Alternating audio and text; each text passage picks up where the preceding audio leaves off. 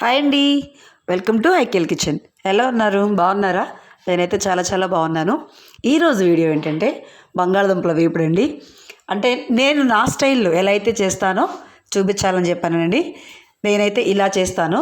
ఇదిగోండి చూడండి, బంగాళదుంపలు, ఉల్లిపాయలు, పచ్చిమిరపకాయలు, కరివేపాకు, తాలింపులు, ఇంకా ఉప్పు, కారం, పసుపు, కొంచెం అల్లం చిల్లిపాయ పేస్ట్, ఇవన్నీ కూడా నేను ఎలా ఎప్పుడెప్పుడు ఏమేమి వేస్తాననేది చూపిస్తాను. ఇదిగోండి బంగాళదుంపలు అయితే మాత్రం ఉడకపెట్టుకున్నానండి. ఉడకపెట్టేసుకుని దాని పైన ఉన్న మొత్తం అంతా తీసేసి, స్కిన్ మొత్తం తీసేసి చక్కగా ఈ సైజు ముక్కలైతే నేను కట్ చేసుకున్నాను. ఇదిగోండి చూసారా ఎట్లా, ఇలా ఇలా ఇలా అంటే బాగా మెత్తగా కాదండి, ఇలా అంటే తిరిగే విధంగా ఉండాలి. ఉల్లిపాయలు కూడా అండి నేను ఎట్లా చిన్న చిన్న ముక్కలుగా కాదు, పొడవుగా. అలాగే పచ్చిమిర్చి కూడా మజ్జిగ ఇట్లా చీల్చేసేసి వేసేసానండి. ఇదిగోండి కొంచెం అంతా కరివేపాకు అనమాట. ఇంకా పోపు దినుసులు తెలిసినాయే కదండి ఇవన్నీ కూడా. అంటే ఇప్పుడు మనం రెగ్యులర్గా వేస్తాం కదండి, పచ్చెనపప్పు, ఆవాలు, జీలకర్ర, ఇవన్నీ అనమాట. ఇదిగోండి కొంచెం వెడల్పాటి ఫ్రై బాండి తీసుకుని దాంట్లో ఒక 2 స్పూన్లంత ఆయిల్ వేసుకున్నానండి. ఇప్పుడు ఆయిల్ కొంచెం వేడెక్కాలి.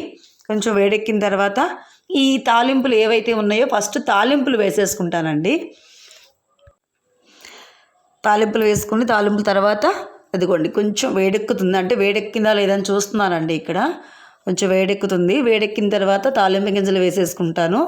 అదిగోండి తాలింపు గింజలు, ఇదిగోండి పచ్చెనపప్పు, జీలకర్ర, సాయమినపప్పు, ఆవాలు, ఇవన్నీ కూడా అనమాట తాలింపులు వేసేసుకుని అవి కొంచెం అంతా వేగాలండి. కొద్దిగా కొంచెం అంతా వేగిన తర్వాత అప్పుడు మిగతా ఇవన్నీ కూడా ఎట్లా వేస్తానేంటనేది చూపిస్తాను చూడండి.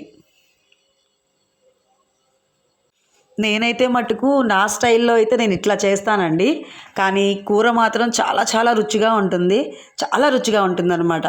అంటే మనం దీన్ని కొంచెం టమాటో రసం కానీ, లేదంటే చింతపండు చారు కానీ, లేదంటే పప్పు చారు కానీ, ఇలాంటి వాటితో కలిపి తీసుకున్నా, లేదంటే ఒట్టిగా రైస్లో కలిపి తీసుకున్నా కూడా చాలా చాలా బాగుంటుంది.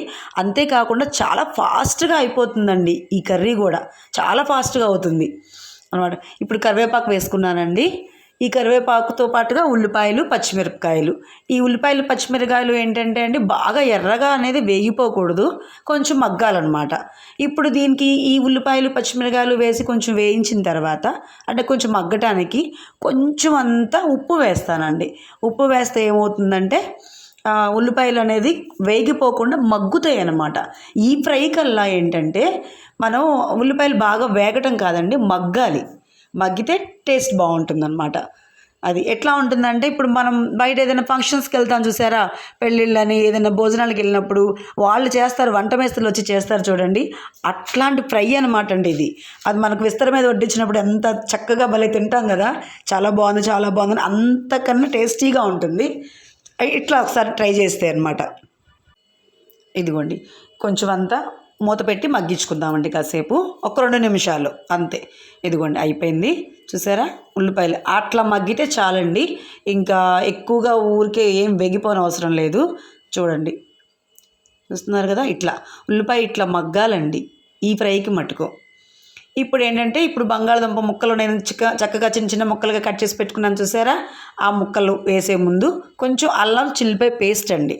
అంటే ఈ ఆయిల్లో కొంచెం అల్లం చిల్లిపాయ పేస్టు కొద్దిగా వేగాలండి, ఆ పచ్చివాసన పోయేంత వరకు అంతే.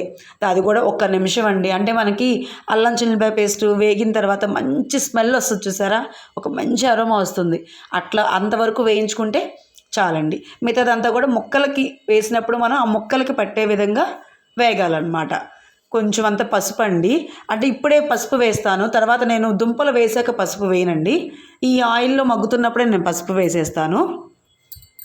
ఈ ఆయిల్లో ముందు పసుపు వేసి వేయించుకుంటే ఏమవుతుందంటే దుంప అనేది చిదిగిపోదండి, అంటే స్మాష్ అవ్వకుండా దుంపగా చక్కగా ఉంటుందన్నమాట. అంటే మనం కలుపుకుని తినేటప్పుడు ఆ దుంప చక్కగా తగులుతుందనమాట, నంచుకుని తినడానికి బాగుంటుంది రైస్లో. ఇదిగోండి ఈ దుంప ముక్కలన్నిటినీ కూడా ఇందులో వేసేసాను చూసారా. నేను మరీ చిన్న చిన్న ముక్కలు అయితే ఏం కట్ చేయలేదండి, ఒక మాదిరి ముక్కలు కట్ చేశాను.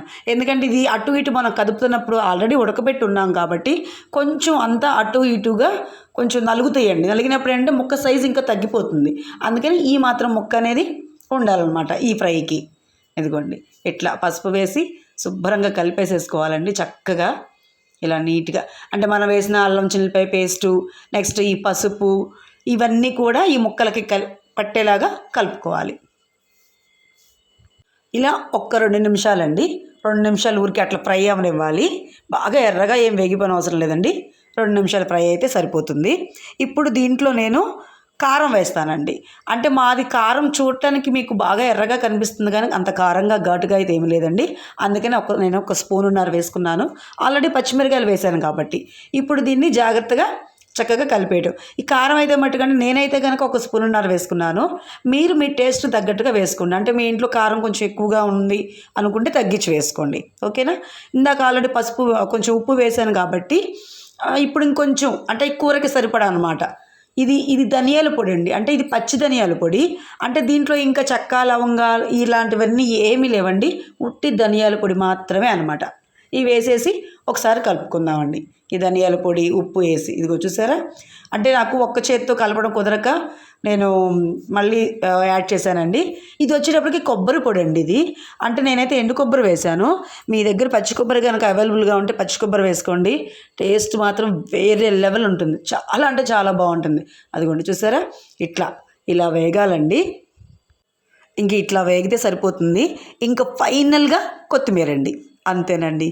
కొత్తిమీర వేసిన తర్వాత ఒక్క నిమిషం అట్లా ఉంటే ఇట్లా ఫ్రై చేస్తే సరిపోతుంది. అంటే ఇది ఊరికే మగ్గిపోతుంది కాబట్టి. అంతేనండి, మంచి రుచికరంగా ఉండే బంగాళదుంప వేపుడు రెడీ. నచ్చిందా కర్రీ? మీకు నచ్చితే కనుక ఒకసారి ఇలా చేసుకుని ట్రై చేయండి, ఓకేనా అండి. వీడియో కనుక నచ్చితే లైక్ చేయండి, షేర్ చేయండి, సబ్స్క్రైబ్ చేయడం మాత్రం మర్చిపోమాకండి. బాయ్ అండి. ఈ వీడియో ఇంతే, ఇంకా మళ్ళీ ఇంకొక కొత్త వీడియోతో మేము ముందుకు వస్తానండి.